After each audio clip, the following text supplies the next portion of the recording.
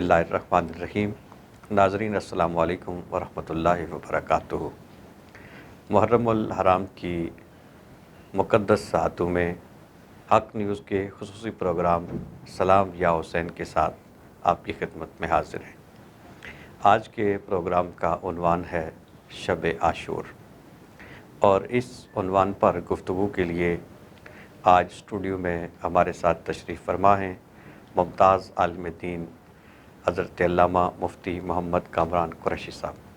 अल्लामा साहब, आपका बहुत शुक्रिया कि आपने अपनी मसरूफ़ियात में से वक्त निकाला और आप आज के इस प्रोग्राम में तशरीफ़ फरमा हुए। आपके साथ वतन अज़ीज़ के एक मारूफ़ सना ख़ां मोहतरम ज़ीशान नवाज़ कादरी साहब, आप भी तशरीफ़ फरमा हैं। आप हज़ूर सैयद आलम सल्लल्लाहु अलैहि वसल्लम की बारगाह में नात शरीफ का नज़राना पेश करेंगे और आले बैत अतार की बारगाह में मनक़बत पेश करने का शर्फ़ हासिल करेंगे। अल्लामा साहब, गुफ्तगू का आगाज़ आपसे करेंगे कि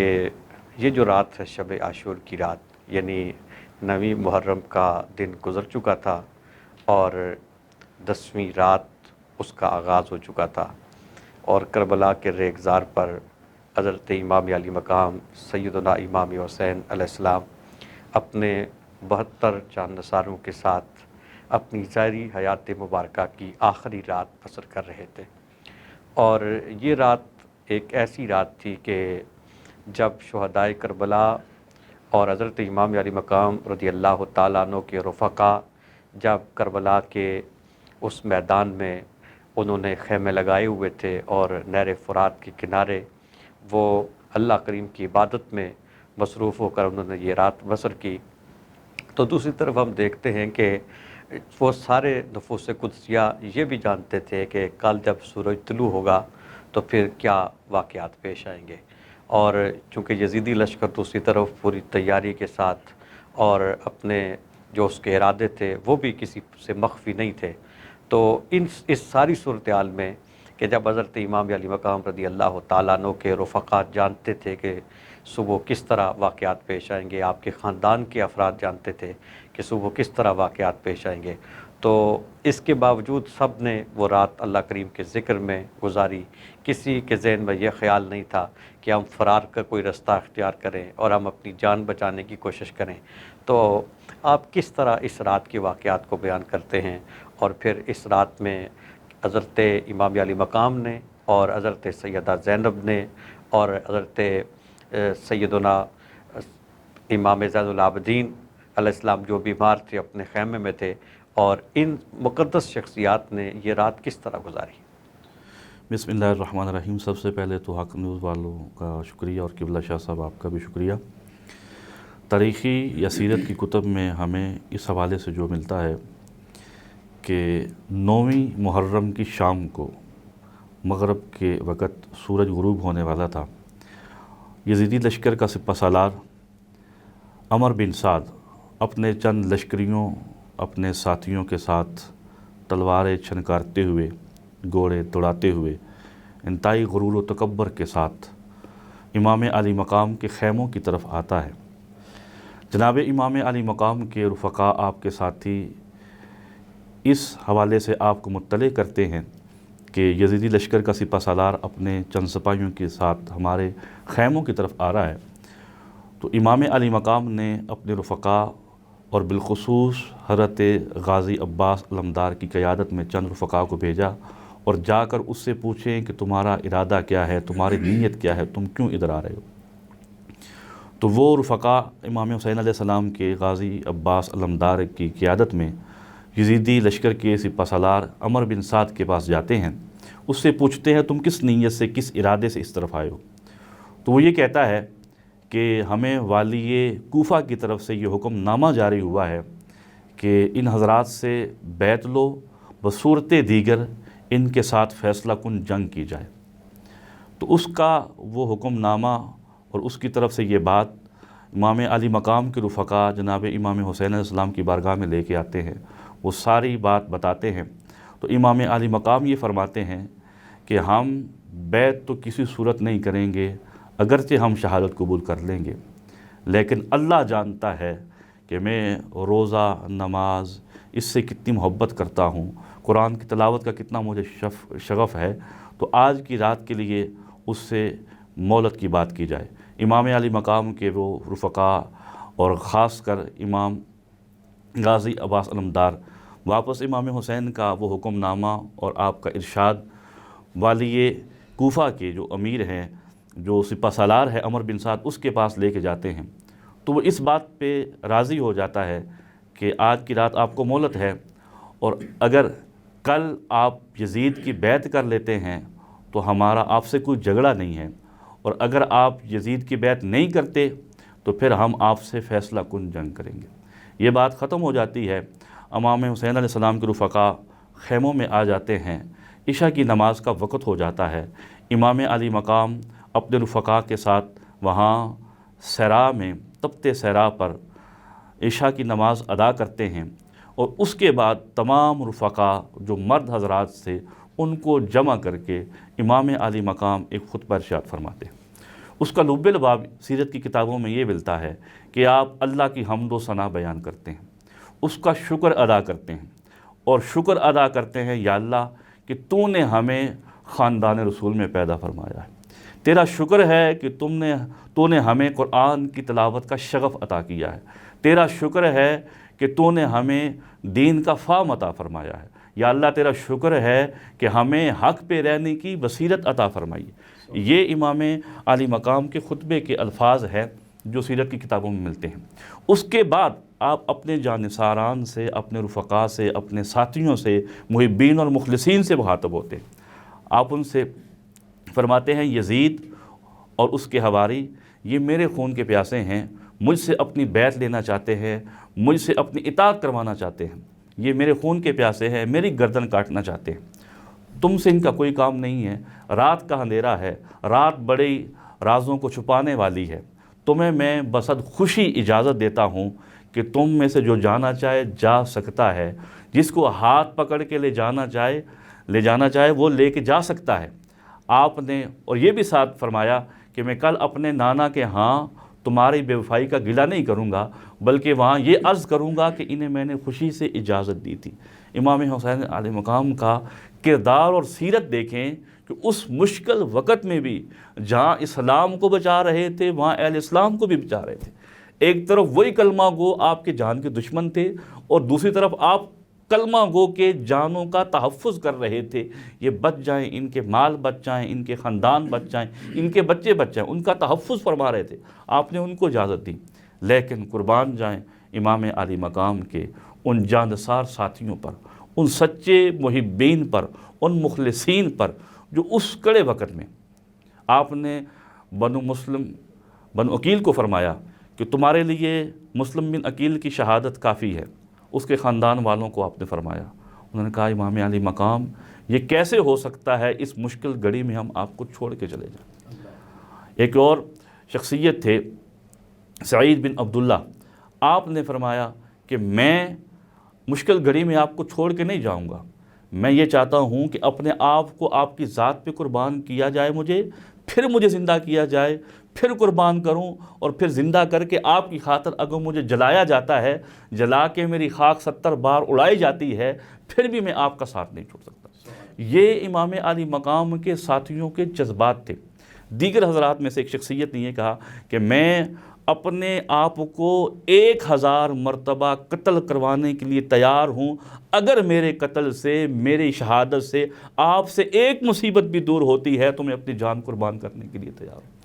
یہ اس رات جب امام علی مقام نے اپنے ساتھیوں کو اجازت دی بصد خوشی، ان کے جذبات تھے، ان کا اظہار تھا۔ کیوں؟ وہ یہ چاہتے تھے کہ یہ جو ہماری عارضی زندگی ہے،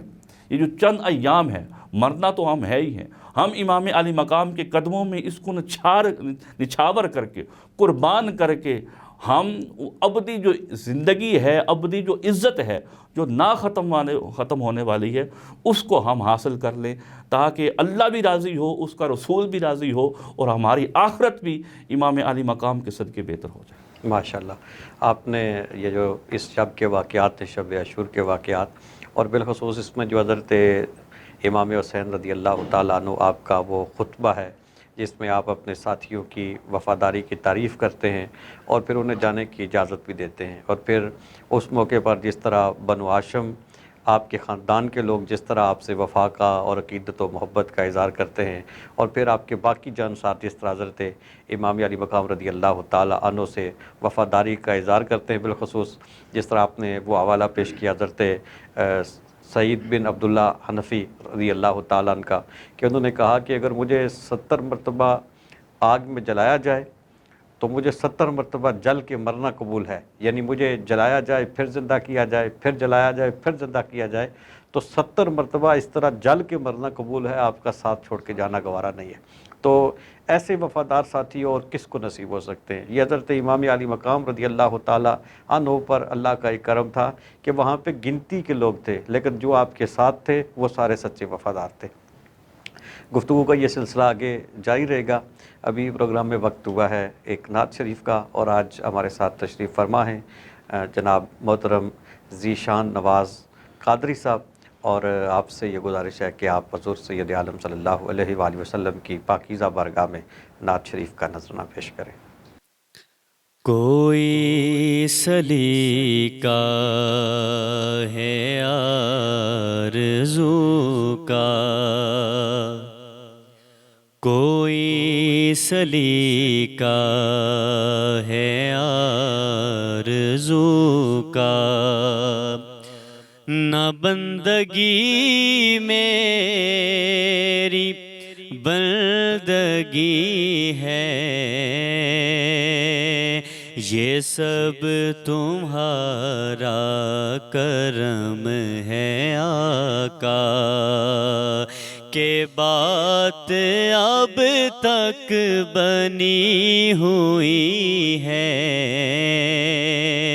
کوئی سلیقہ ہے آرزو کا، کسی کا احسان کیوں اٹھائیں، کسی کو حالات کیوں بتائیں،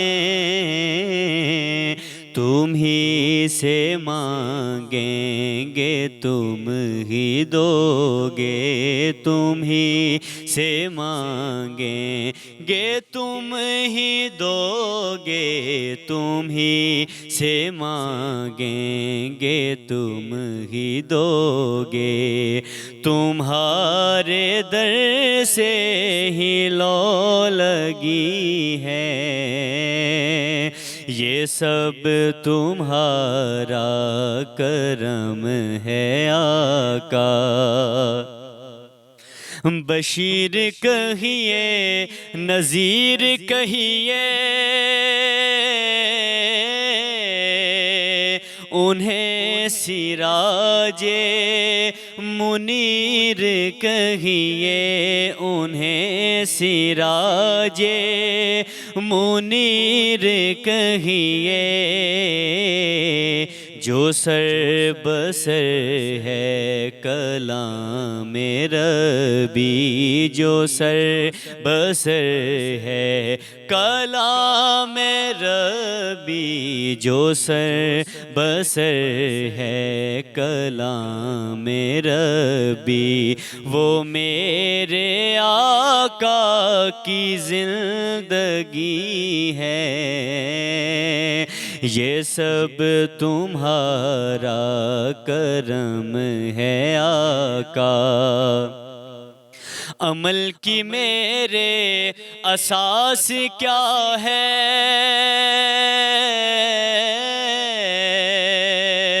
بجز ندامت کے پاس کیا ہے، بجز ندامت کے پاس کیا ہے،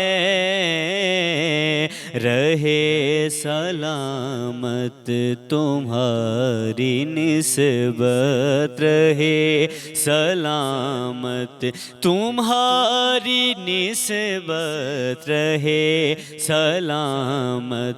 تمہاری نسبت، میرا تو ایک آسرا یہی ہے، یہ سب تمہارا کرم ہے آقا۔ ماشاءاللہ، آپ نے بہت خوبصورت کلام سنایا۔ اللہ تعالیٰ آپ کی آواز میں مزید برکتیں عطا فرمائے۔ ناظرین، ابھی پروگرام میں وقت ہوا ہے ایک بریک کا، مختصر سے وقفے کے بعد دوبارہ حاضر ہوتے ہیں۔ السلام علیکم ورحمۃ اللہ وبرکاتہ۔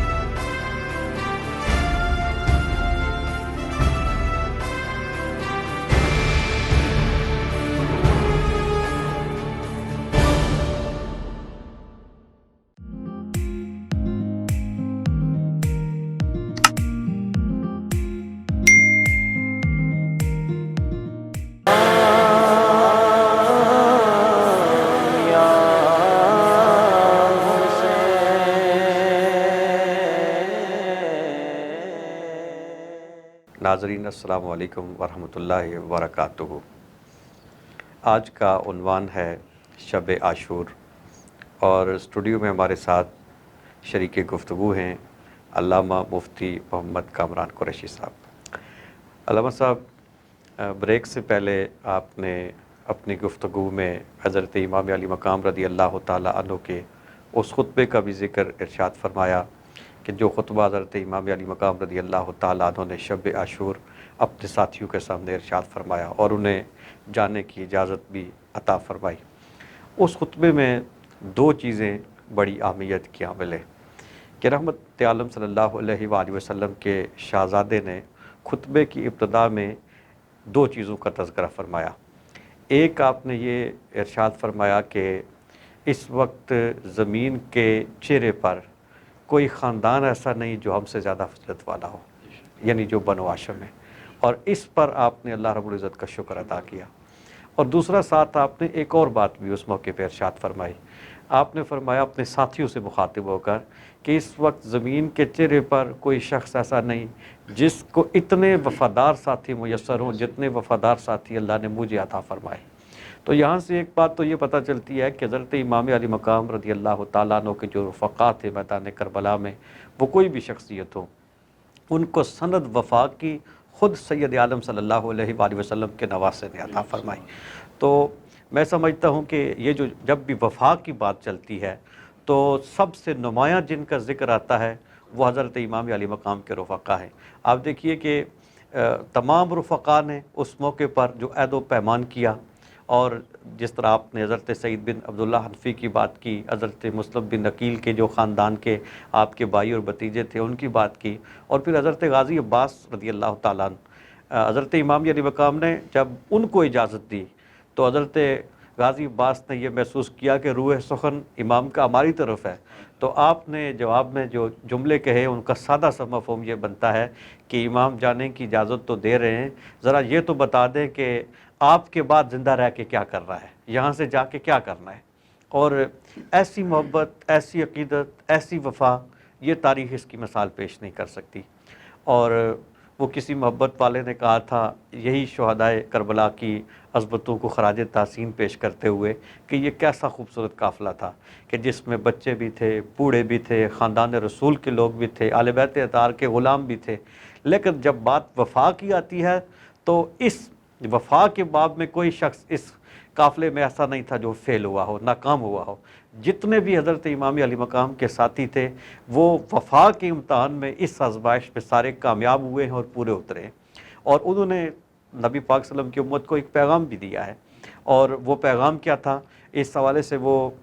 چند مصرے کسی نے کہے ہیں کہ دبی ہے آگ جگر کی بجھی تو نہیں، اری ہے شاخ تمنا جلی تو نہیں، اور وفا کی تیغ سے گردن وفا شعاروں کی کٹی ہے برسر میدان چکی تو نہیں۔ کہ یہ جو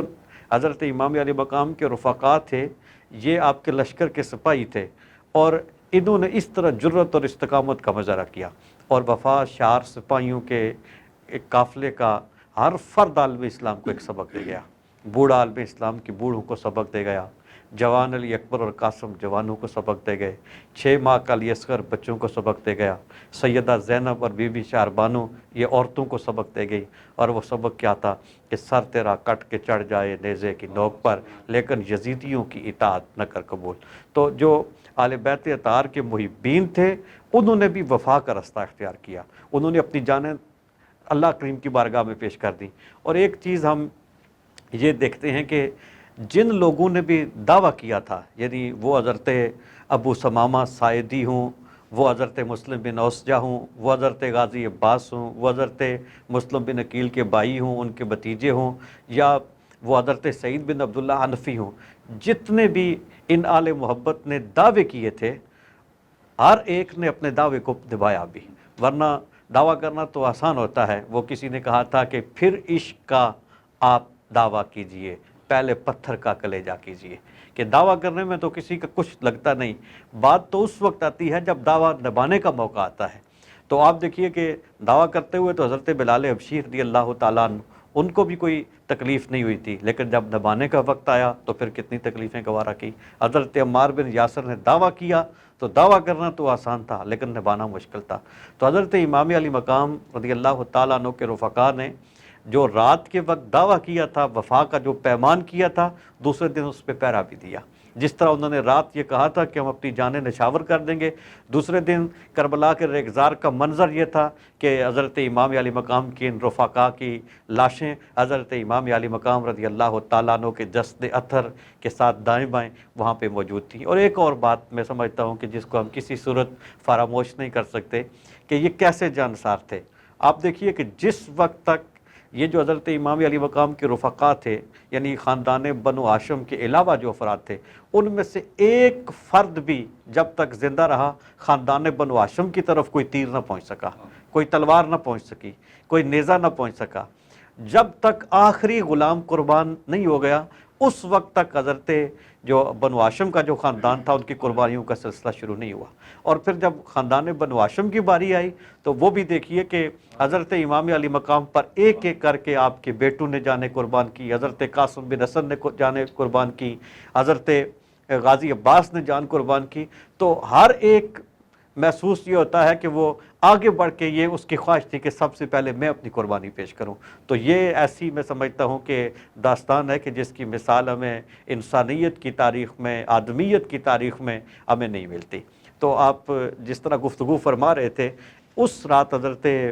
امام علی مقام نے ایک خطبہ تو اپنے رفقا کے ساتھ ارشاد فرمایا، اور ایک خطبہ آپ نے خواتین کے لیے بھی ارشاد فرمایا۔ میں یہ چاہوں گا کہ آپ ناظرین کے لیے وہ خطبے کا حصہ بھی بیان فرمائے جو خطبہ امام علی مقام نے اس رات خواتین کے لیے ارشاد فرمایا۔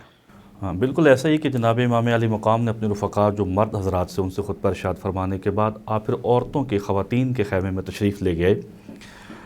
تو آپ نے ان سے بھی گفتگو فرمائی۔ تو پہلے اللہ کی حمد و ثنا بیان کی، اور اس کے بعد آپ نے آنے والے واقعات کو بیان کیا کہ کل فیصلہ کن جنگ ہونی ہے، کسی کے بھائی نے شہید ہونا ہے، کسی کے والد نے شہید ہونا ہے، کسی کے بیٹے نے شہید ہونا ہے۔ اب آپ کے جو مخاطب تھے وہ خواتین تھی یا بیمار کربلا امام زین العابدین تھے۔ قبلہ شاہ جی محترم، مرد مرد ہوتا ہے، عورت عورت ہوتی ہے۔ عورت کو پتہ چلے کہ اس کا خامن بھی جانے والا ہے، اس کا بھائی بھی جانے والا ہے، اس کا بیٹا بھی جانے والا ہے، اور اس کے بعد اس کا کوئی پرسان حال نہیں ہے، لیکن امام علی مقام کے جو جانثار تھے، ان کی مائیں، ان کی بیٹیاں، ان کی بیویاں، ان کی بچیاں، ان کے ساری وہ عورتیں، انہوں نے بھی صبر کا وہ جو ہے منظر پیش کیا کہ کائنات میں ایسا صبر کا وہ منظر نہیں ملتا ہے۔ اور بلکہ ان ساری چیزوں کو ایک شاعر یوں کہتا ہے جو کربلا کی رات کا واقعہ ہے، دن کا، کرب و بلا ہے معدن اسرار زندگی، کرب و بلا ہے معدن اسرار زندگی کے جو اسرار ہیں ان کا معدن کربلا ہے، سرگرم ہے اس سے دین کا بازار زندگی۔ دین کو آج بھی تقویت، جو نکھار یا حوصلہ ملتا ہے وہ وہاں سے ملتا ہے۔ کرب و بلا ہے معدن اسرار زندگی، سرگرم ہے اس سے دین کا بازار زندگی۔ دیتے نہ گر حسین گر سر اس کی راہ میں، دیتے نہ سر حسین گر اس کی راہ میں، اسلام رہتا صورت بیمار زندگی، اور معیار حق ہے آج بھی رائے حسینیت۔ امام علی مقام، آپ کے رفقا کا وہ صبر، وہ جانثاری، شاعر کہتا ہے معیار حق ہے آج بھی رائے حسینیت، ہے اب بھی یزیدیت خطا کار زندگی۔ یزیدیت اس وقت بھی خطا کار تھی اور آج بھی اس کے ماننے والے، اس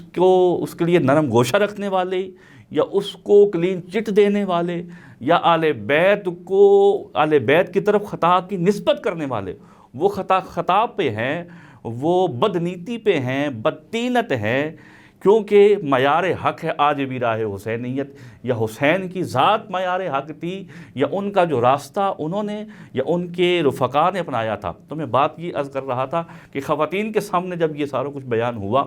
اور آپ نے اپنی